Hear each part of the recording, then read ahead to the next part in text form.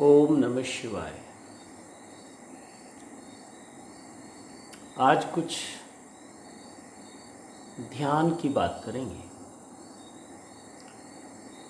और ये बहुत खुशी की बात है मेरे लिए कि शिव कृपा योग में बहुत सारे नए साधक जुड़ते हैं और ये जुड़ते हैं अपनी समस्याओं के कारण, अपनी परेशानियों के कारण।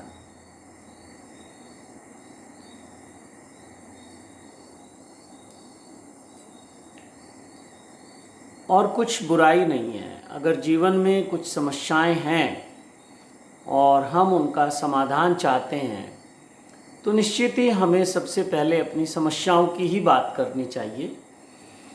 अगर हम बहुत बड़ी बड़ी आध्यात्मिक चर्चाएं करते हैं तो उससे हमें लाभ नहीं होने वाला, या हम स्वयं को धोखे में रखें कि हम तो बहुत ज्ञान की बातें करते हैं, अध्यात्म की बातें करते हैं। नहीं, मेरे विचार से सबसे पहले हम जहाँ जहाँ अटके हुए हैं, यानी कि जो हमारे आध्यात्मिक यात्रा में कुछ रुकावटें हैं, उन्हें हमें दूर कर लेना चाहिए।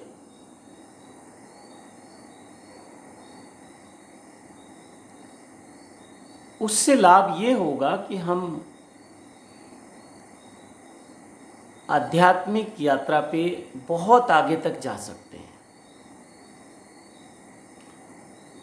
जब तक हमारे जीवन में कुछ समस्याएं हैं और उनका समाधान क्या है हम ना समझ पाएं, तब तक ये समस्याएं बनी रहेंगी। और समस्याएं अनेक हैं, समाधान एक है, वो है ध्यान। हम अपनी समस्याओं को, अपनी परेशानियों को कभी ध्यान से देखते ही नहीं हैं, और ये कार्य भी हम दूसरों से करवाना चाहते हैं। परेशानी हमारे अपने जीवन में है और समाधान हम बाहर ढूंढते हैं, तो ये गलत दिशा है।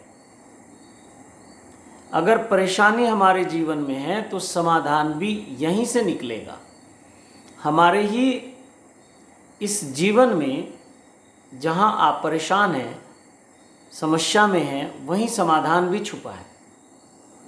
तो अपने आप को ठीक से देखने की आवश्यकता है, अपना स्वयं का विश्लेषण करने की आवश्यकता है, अपनी परिस्थितियों का विश्लेषण करने की आवश्यकता है और समाधान निकल आता है।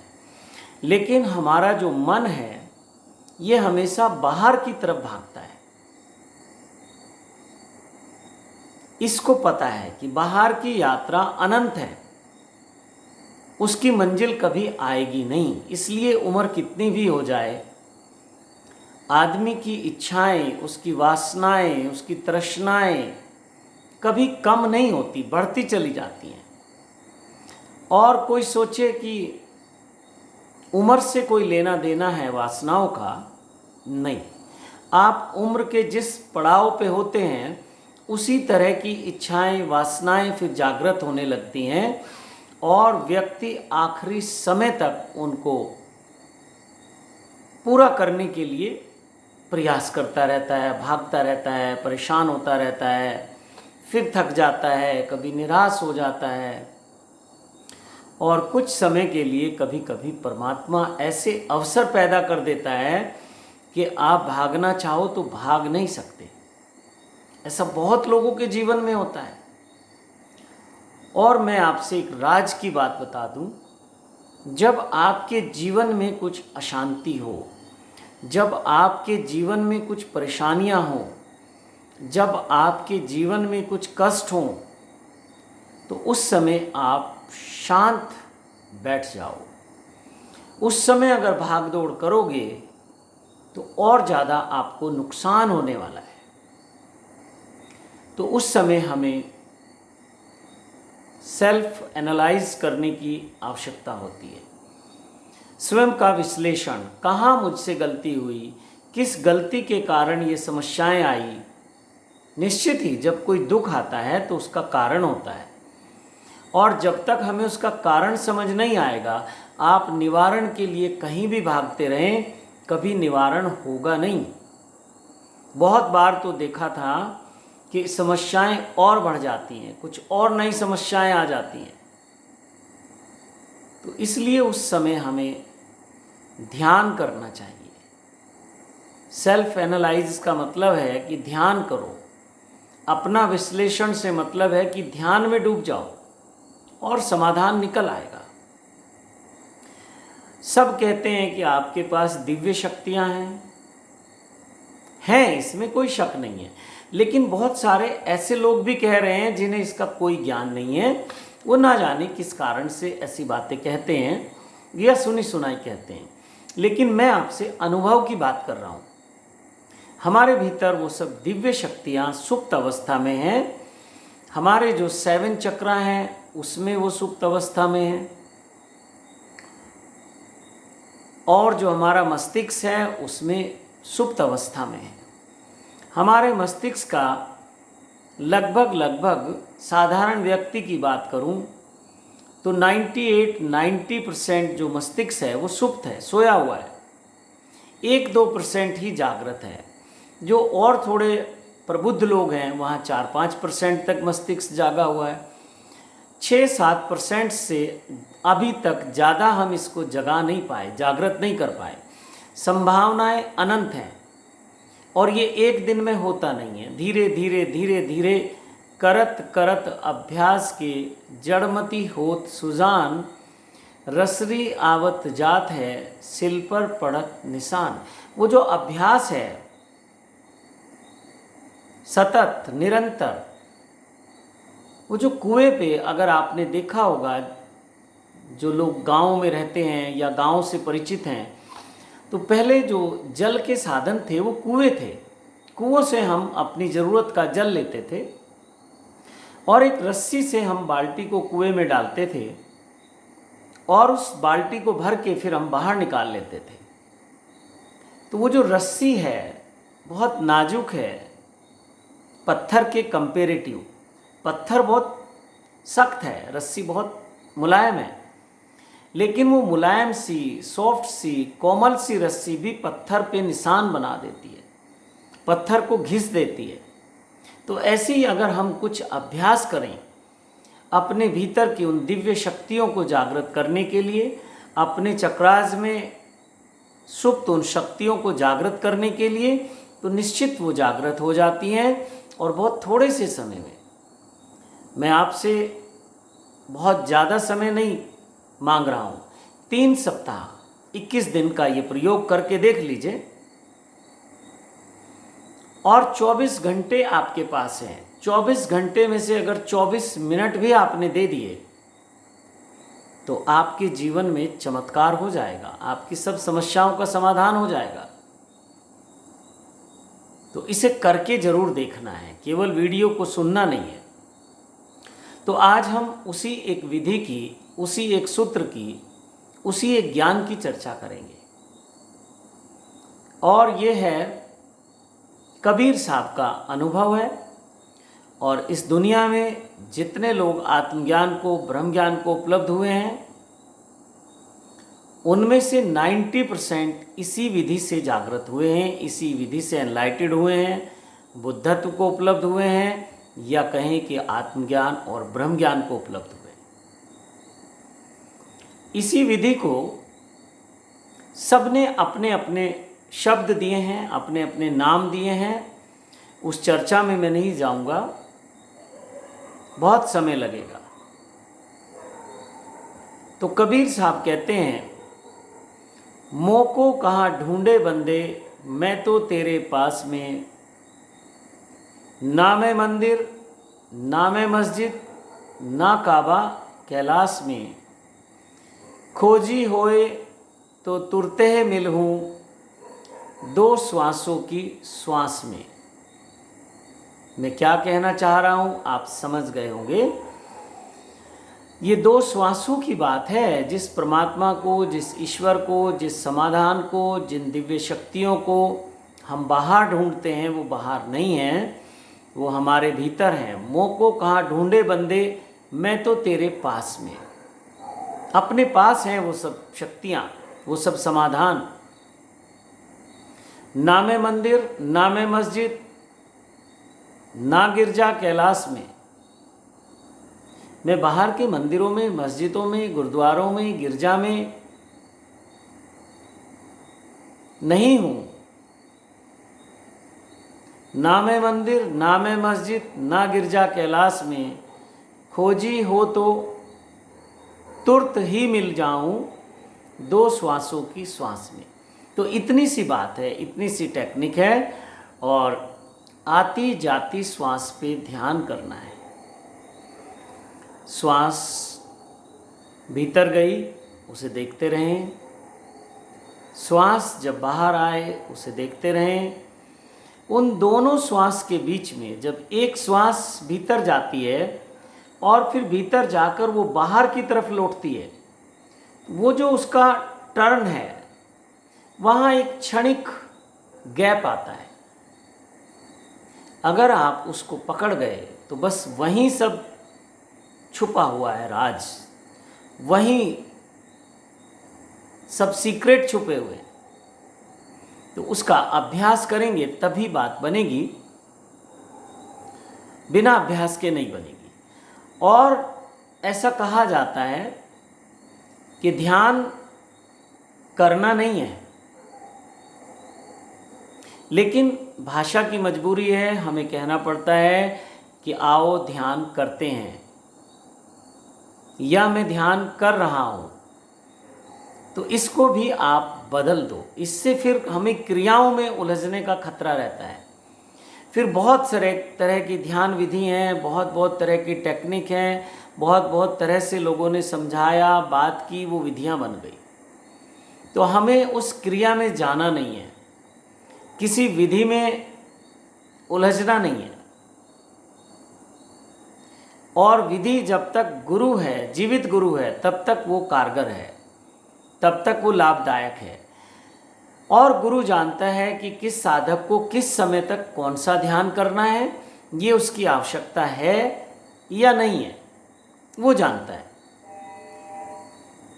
तो बिना गुरु के सजेशन के, बिना गुरु के सुझाव के, ध्यान की बहुत सारी विधियों में से उनको लेकर आप ध्यान करोगे तो भटक जाओगे, कुछ मिलेगा नहीं। जब आप जीवित गुरु के पास जाते हैं तो वो आपको देखने मात्र से, आपके ओरा से जान लेता है कि आपका आध्यात्मिक स्तर क्या है, आध्यात्मिक लेवल क्या है आपका।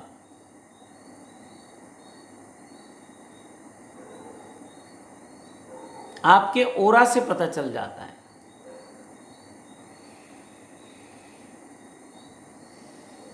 तो ये कहना बंद कर दो कि ध्यान करते हैं या ध्यान कर रहा हूं। ध्यान को करना नहीं है, ध्यान में होना है, ध्यान में होना है। ध्यान करने के लिए हमें सब कार्य बंद करने पड़ते हैं। अगर क्रिया जुड़ गया, करना जुड़ा, तो वो सब कार्य बंद करने पड़ते हैं, तब ध्यान होता है। तो लगता है तो बहुत मुश्किल काम है, ये हमसे कैसे होगा। हमारे पास तो समय नहीं है, हमारे पास तो स्थान नहीं है, हमारे पास तो ऐसा परिवेश नहीं है।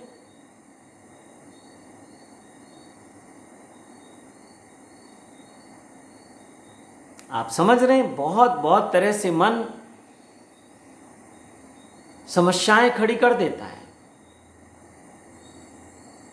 फिर आश्रमों में जाके ध्यान करना, गुरुओं के आश्रम में ध्यान करना, कहीं पहाड़ों में जाके ध्यान करना, कहीं निर्जन स्थान पे ध्यान करना, ये सबके लिए संभव नहीं है।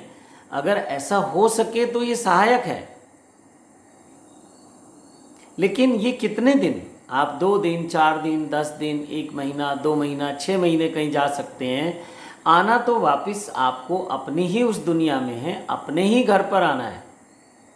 तो इसलिए मेरी दृष्टि में अगर ध्यान के लिए कोई उपयुक्त स्थान है तो वो आपका अपना स्थान है, जहाँ आपका वास है, क्योंकि वहाँ आपकी सुविधा के अनुसार सब सुविधाएं उपलब्ध हैं, और जो नहीं है उनको उपलब्ध कराया जा सकता है। कभी कभी स्थान परिवर्तन के लिए या जो सहायक हैं सभी स्थान, उसका आनंद लेने के लिए जाना चाहिए यात्राओं पे। यात्राओं का अपना महत्व है, लेकिन हम कहीं तो रहेंगे, जहाँ रहेंगे वहीं सुविधाएं इकट्ठी करेंगे, फिर एक नई झंझट शुरू होगी, फिर थोड़े दिन में हमारा मन वहाँ से बोर हो जाएगा, फिर वो नई जगह भागेगा, फिर नई जगह कुछ इकट्ठा करोगे, इसी में जीवन निकल जाता है। तो ध्यान करना नहीं है, ध्यान में होना है। और ये होना कुछ भी करते हुए हम ध्यान में हो सकते हैं, या उस कार्य को ध्यानमयी होके कर सकते हैं। इतनी सी टेक्निक है, बस कोशिश करना है कि ध्यान में होना है, ध्यान करना नहीं है। किसी महापुरुष से, संत से एक व्यक्ति ने पूछा कि क्या मैं ध्यान करते हुए सिगरेट पी सकता हूं, या कुछ भी ले लो इसकी जगह, जरूरी नहीं कि सिगरेट ही वर्ड लिया जाए, कुछ भी। जैसे क्या मैं ध्यान करते हुए चाय पी सकता हूं, क्या मैं ध्यान करते हुए खाना खा सकता हूं, कुछ भी हो सकता है। तो संत ने कहा कि नहीं, ऐसा नहीं है, ध्यान करते हुए कुछ नहीं करना। वहीं बैठे हुए एक दूसरे साधक ने पूछा कि गुरुदेव, क्या मैं सिगरेट पीते हुए ध्यान कर सकता हूं, या मैं चाय पीते हुए ध्यान कर सकता हूं, या मैं भोजन करते हुए ध्यान कर सकता हूं, या मैं चलते समय ध्यान कर सकता हूं, या मैं बिस्तर पे लेटे हुए ध्यान कर सकता हूं, या मैं किसी भी क्रिया को करते हुए, कार्य को करते हुए ध्यान कर सकता हूं? तो गुरु ने कहा कि बिल्कुल कर सकते हो। पहला साधक बहुत आश्चर्यचकित हुआ कि जिस कार्य के लिए मुझे मना कर दिया वो दूसरे को उसकी परमिशन दे दी। तो उसने पूछा संत से, तो संत ने वो फर्क बताया। फर्क यही है कि कुछ करते हुए ध्यान किया जा सकता है, ध्यान करते हुए कुछ नहीं किया जा सकता। तो ये जो विधियां हैं ये भी कुछ करना है। तो आपने ध्यान में होना है, ध्यान को नहीं करना है। ध्यान को हम कर नहीं सकते, ध्यान में हो सकते हैं। कुछ भी करते हुए ध्यान में हो सकते हैं। विश्राम करते हुए ध्यान में हो सकते हैं, निद्रा लेते हुए ध्यान में हो सकते हैं, भोजन करते हुए ध्यान में हो सकते हैं, टीवी देखते हुए ध्यान में हो सकते हैं, किसी से बात करते हुए ध्यान में हो सकते हैं, या कोई भी कार्य करते हुए हम ध्यान में हो सकते हैं। तो इस सूत्र को आप थोड़ा पकड़ने का प्रयास करना, और जो भी कार्य आप कर रहे हैं उसको करते करते ध्यान में होने का प्रयास करना। बस ये छोटी सी टेक्निक है, छोटा सा सूत्र है। और संत कह गए हैं शरीर रूप में, ऐसा कहते हैं कि कह गए हैं, लेकिन संत कह रहे हैं मोको कहाँ ढूंढे बंदे, मैं तो तेरे पास में।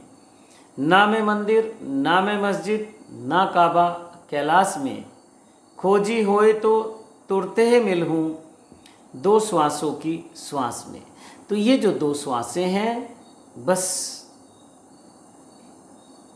ये चल रही हैं, करना नहीं पड़ेगा, श्वास लेनी नहीं पड़ेगी। दो श्वासों को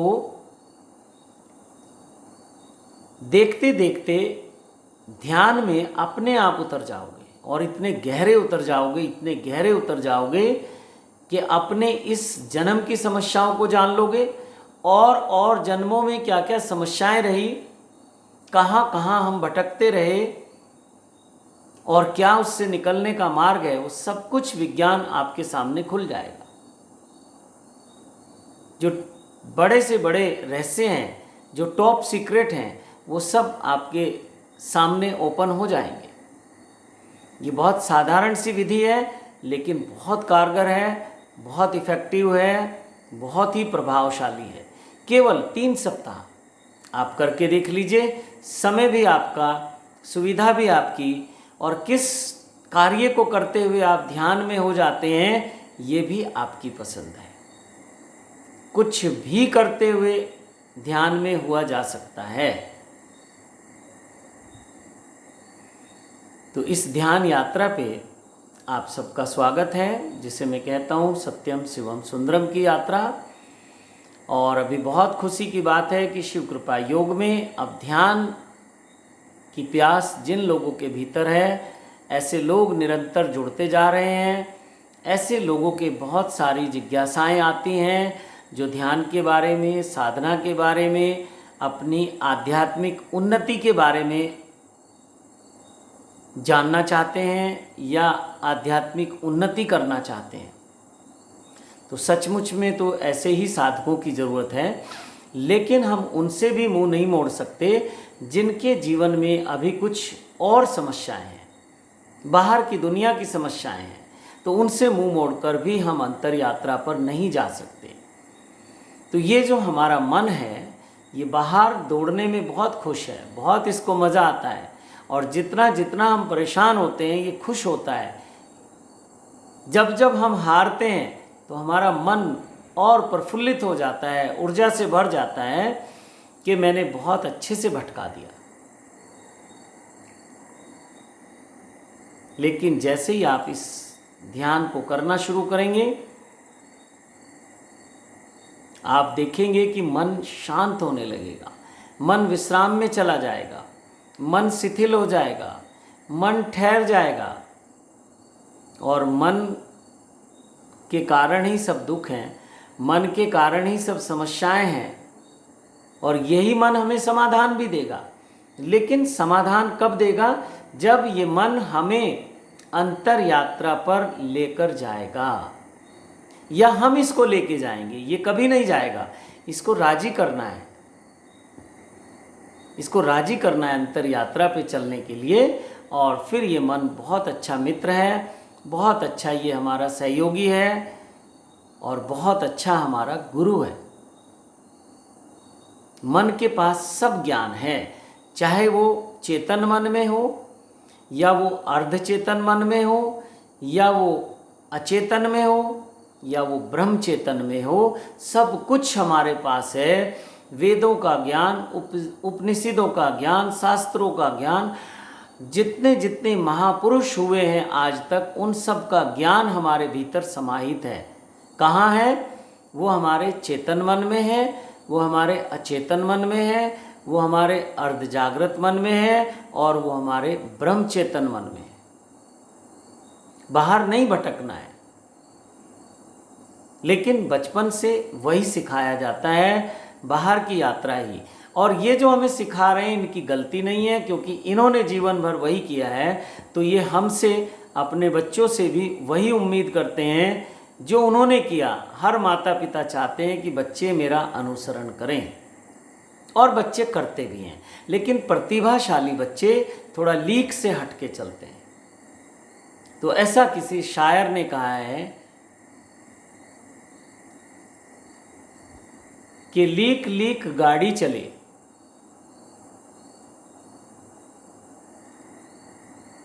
लीक चले कपूत,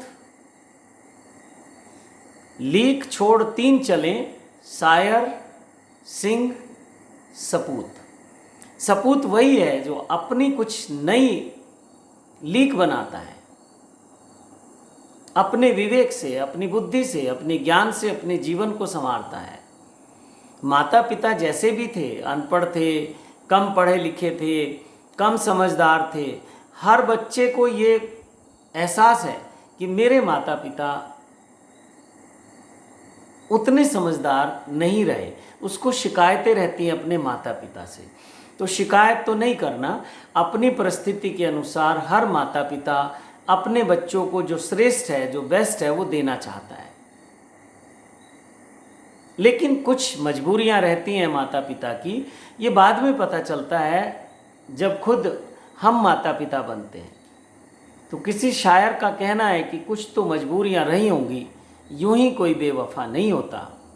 तो हमें ना समाज से शिकायत करनी है, ना माता पिता से करनी है, ना किसी मित्र से करनी है, ना किसी और से करनी है। और अब हम समझदार हो गए, अब हमें अपेक्षा भी नहीं करनी है कि कोई हमारे लिए कुछ करेगा। नहीं, अब सब कुछ हमें अपने लिए खुद करना है।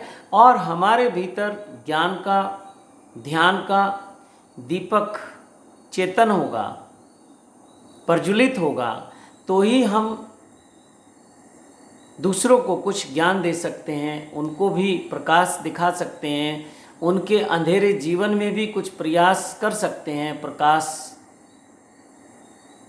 को भरने के, उनके जीवन को प्रकाशित करने के। लेकिन अगर हमारा ही जीवन अंधकार में है, हम ही अभी अज्ञान में जी रहे हैं, और सबसे बड़ा अज्ञान यही है कि जब हम अपने दुखों का कारण दूसरों को मानते हैं, अपनी समस्याओं का कारण किसी और को मानते हैं, ये सबसे बड़ी अज्ञानता है। और अज्ञानता ही दुख का कारण है। तो हमें सबसे पहले अपने को प्रकाशवान बनाना है, और फिर जितना हो सके, कोई ज़रूरी नहीं कि आप समाज सेवी बने, आप दूसरों को ध्यान सिखाएं, आप दूसरों को ज्ञान बांटो, लेकिन पहले कुछ अपने आप को दिशा दे दो। अगर हम खुद दिशाहीन हैं तो दूसरों को हम क्या दिशा देंगे, और जो दिशा देंगे वो भी फिर उसके परिणाम वही आएंगे। संतों ने कहा कि अंधा गुरु और अंधा चेला, दोनों नरक में ठेलम ठेला। नरक का मतलब है दोनों के जीवन में दुख आ जाते हैं, दोनों के जीवन में समस्याएं आ जाती हैं, गुरु के भी और शिष्य के भी। तो इसलिए हमेशा इस बात का ध्यान रखना है। और अपनी वाणी को विराम देता हूँ। आपको मेरी बातें अच्छी लगती हों, वीडियो अच्छी लगती हों, तो इनको शेयर ज़रूर करना, चैनल को सब्सक्राइब ज़रूर कर लेना, बेल आइकन को प्रेस कर लेना, और वीडियो को लाइक करेंगे तो मुझे अच्छा लगेगा,